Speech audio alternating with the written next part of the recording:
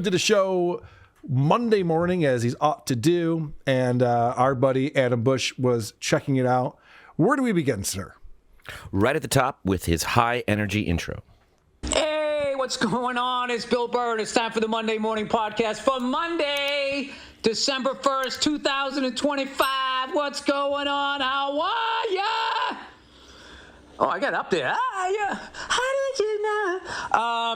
How are you? How's it going? How is your day going? Does he think people are listening and going, pretty good, Bill? Thanks for asking, man. What's going on with you? I hate that. So. I hate the how are you doing? We can't answer you as a group or individually, Bill. You're on your own. You're going to have to bring something to the table when you start your podcast. Yeah, asking it into the void is one thing. I think if Tom Meyer's asking it to a panel where 5 people aren't going to answer anyway. How you doing? How was your day? He does it every time, too. So you thought that was exciting. He really kicks it into overdrive when he finds a topic. You know what I mean? He's just sit here and it's December 1st and it's fucking 81 degrees out in Los Angeles. These fucking, I will tell you this. Oh, I am on one. Ooh, Billy's on one. These fucking local weather people. I don't know what. Yeah, he doesn't know what. Just leave it there. All right. I only visited LA a few times, but do you even need weather people when it rains like, 5 times a year? Normally it's just sunny and pleasant. What's his problem with the weather people? I don't care. I didn't even listen farther than that. Fair enough. I'm just curious. Like, I can understand if you get stuck in a blizzard on the way back from the Bills game. That's happened to me a few times. Like, that sucks. Then you're like, what the fuck? I wish I would have known about this, but it's pretty consistent out here. I don't know what he's upset about, and I don't really care. But it's not his fault if he can't focus. Check this out. Anyway, I just lost my whole train of thought. You know, this is at some point I'm going to realize with my ADD, I cannot have a TV on in the background, but it is what it is. I'll tell you, I'm starting to like I fucking play drums, flew helicopters, rode motorcycles, and all that. Like the shit that I hear now. I heard at the beginning of this podcast, I thought the guy said, "Hey, it's Adam and Eve," in the broadcast booth, and I'm going like, Adam and Eve? What is this? The fucking 700 Club? What am I watching here? Good stuff. Mm-hmm. Do you want to know what it really was? Do you want to guess? Drew Brees. Let's go to the videotape. All right. And then they cut to them. It was Adam and Drew Brees. It's just like, oh. You're on the board, Carl. Holy shit. This guy, he goes, I can't watch television. I get distracted too easily. But what are you going to do? Turn off the television. That's right in front of you. You almost answered your own question a second ago. It is what it is. TV's on. People use that phrase to describe like horrible things they just can't wrap their minds around, that have no explanation, that you can't do anything about. You know, like him and the TV that's on in front of him. At least he's addressed it, and we know it won't happen again as he tries to rekindle that old flame he used to have and dive into those serious topics he's known for. Oh, good. When that Luigi thing happened last year, man, or when over a year ago, I was hoping that was an organized hit, and that CEOs were finally whacking other CEOs, and it just turned out that it wasn't the case. Anyway, and that's another Panthers first down. Look at that, just going right down the goddamn field. God damn it. All right, so Billy loves 2 things: CEOs getting murdered and Panthers picking up a first down. CEOs murdering each other. Yeah, that was a weird thing, too.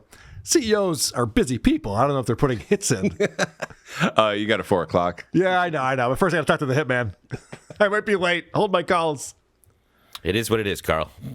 Nothing you can do about it. Nothing you can do about it now. Okay, so that's him and he's distracted. Here's what happens when he has time to focus and really get to the point of what he's trying to say. This next couple clips are all tied together as he tries to grapple with something. Maybe you can figure out what. It used to be like nerds were nerds. They nerded off with each other. They put on mascot uniforms and they had their little fuck-off parties. And you know, in the middle of a Dungeon and Dragon game. I mean, that's how they did it. And then somewhere along the line, a laptop got invented, websites got invented, and then online shopping, and I don't know what happened. Everything went to like 3 people. Oh, okay. Yep, I see where he's going with this. It's the corporations, man. And he's not wrong. Listen, I don't want to sit here and act like there aren't some. I worked on the internet back when a website like eBombs World could be one of the top 10 websites in the country. Here we go. Let me tell you what's going on now. There's no fucking way. There's 3 companies that run everything. So Cue Bill's the right Isotopes about music. that. Yeah, I was going to say, you want a music bed for this? Shut up. All right. So I see where he's going with this. I have to believe that he saw our video from last week. Okay. Because I took him to task for saying something that I thought was so out of touch and offensive. And for some reason, he chooses to come back next week and say the exact opposite thing. And then talk about that in depth about how it's his point of view. Listen to this. Wow. Okay, you can't sit on your hands in this business. You can't sit on your hands in any business right now with the way these nerds are. Remember how nerds, they used to get fucking picked up on in the sandbox and they take their toy and going home? They're doing that with entire businesses. And instead of going home with the toy, they're taking all the money and they're sticking it in their front pocket and they're walking away. And then they're just saying, oh, the business is shrinking. Yeah, right into your fucking pocket, you greedy Mrs. Pat was complaining that there's not as many jobs on the last episode. And he said, no, there's just a few people with all the...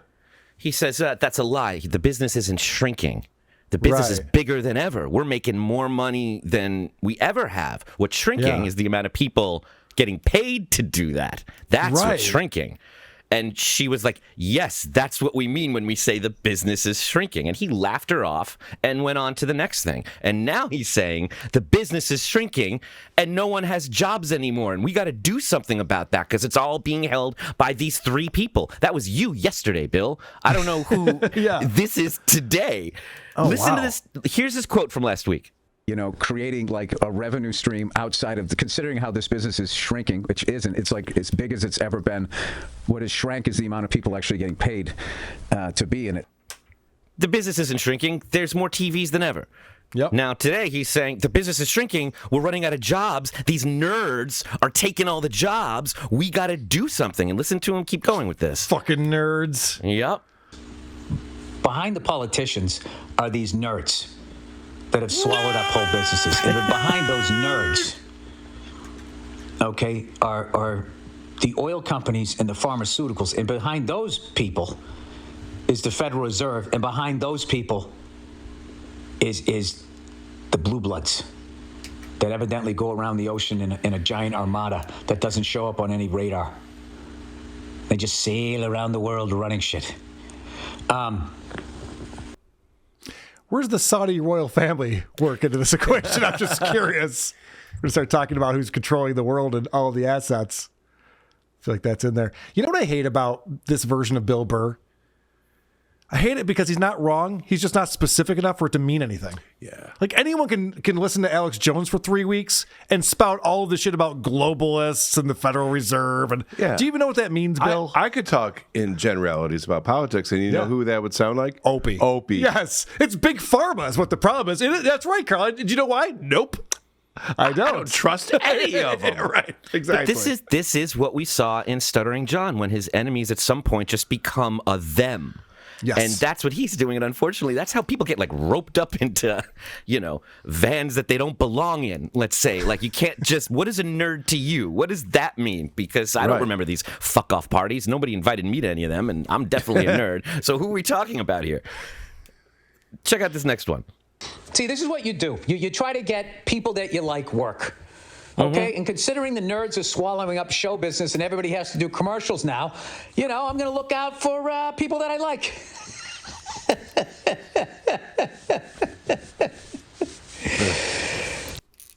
Not funny. There's nothing funny there. Yeah. That's what Mrs. Pat was trying to tell you, which is why the next thing she said was, how about I open for you, Bill?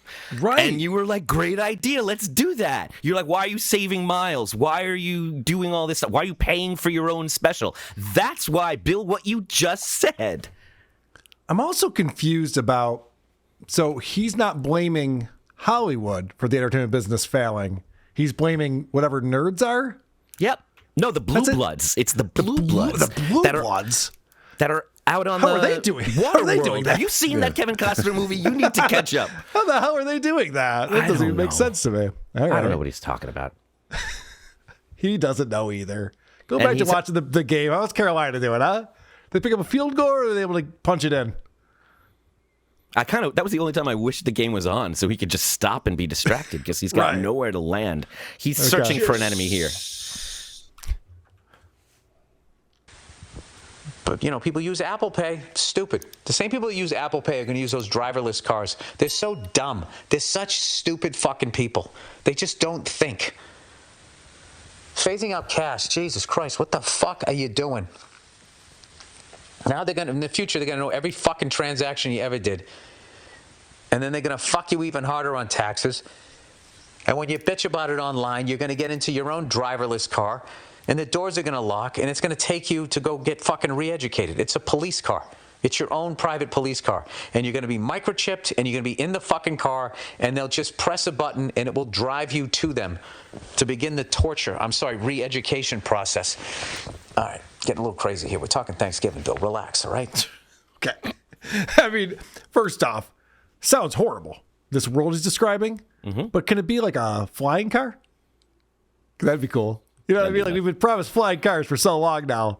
And now my car drives itself. I kind of don't mind driving myself. That's fine. But it flew. I would go into the precinct every now and again. Yeah. For when I didn't think I was going. Like, oh, shit, where are we going? A little pickup game. Yeah. Oh, yeah. Get some 2-on-2 going. What exactly is on this microchip? Any powers? Anything cool? See, this is the thing. It's like, you can have this conspiracy, like Sam Tripoli or any of these guys, you can have this kind of conspiracy talk and stuff like that.